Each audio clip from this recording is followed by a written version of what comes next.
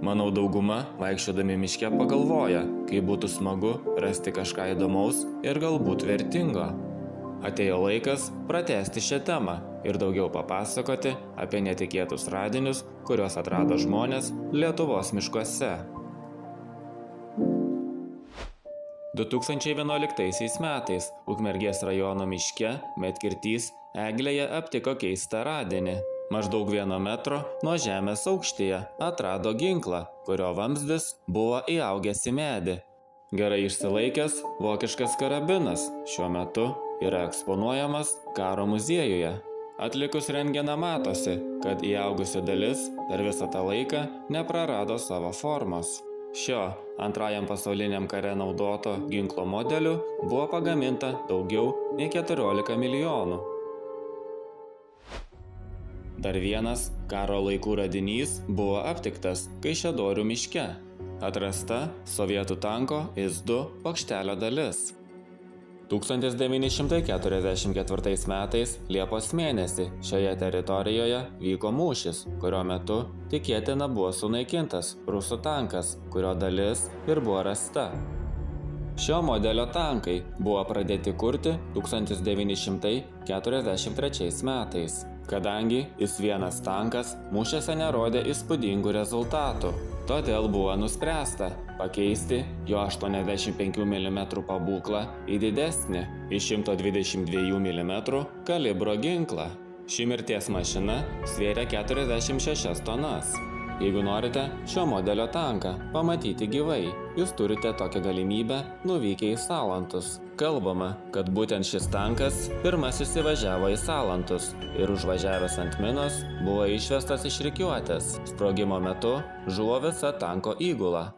1947 metais šis tankas atsirado miesto centre ir tapo paminklu žuvusiems tankistams.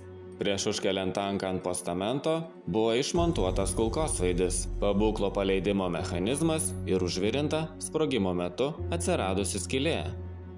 1991 metais, kai nepriklausomoje Lietuvoje buvo bandoma atsikratyti sovietinių simbolių, tankas buvo nukeltas ir išvežtas į Orvidų sodybą. Nežinau kaip jums, bet viena iš mano svajonių, vaikštant miške, netikėtai aptikti kažkieno paliktą apleistą automobilį. 2017 metais Utenos apylinkėse pratybose dalyvavę kariai netikėtai aptiko radinį, kuris juos sudomino. Užklydę į vieną panašų apleistą sodybą pastebėjo automobilį, kurio modelio jie negalėjo identifikuoti. Vėliau paaiškėjo, kad tai savadarbis lietuviškas automobilis, arba kitaip vadinamas samadelka. Tytuvėnų regioninio parko teritorijoje Kiaunorių miške 2014 metais įrenginėjant pažintinį taką buvo aptikti žmogaus palaikai. Kartu gerai įsilaikęs šalmas bei apirusios aprangos dalys.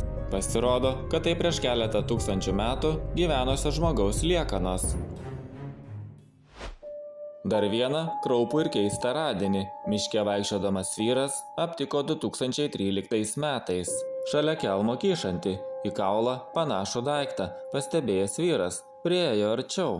Paaiškėjo, kad tai žmogaus kaukolė be viršugalvio. Manoma, kad jis buvo nupjautas. Nėra žinoma, ar tai padaryta po mirties. Taip pat nežinoma ir mirties priežastis. Klajojant miške ir aptikti gyvūno kaukolę – tai nėra kažkas keisto. Tačiau Lietuvoje aptiktas tigro žandikaulis yra unikalus radinys. Kaune, vykdant archeologinius tyrimus, aptiktas žandikaulis teigiama yra amūrinio tigro arba jau išnykusio jo porūšio turaninio tigro.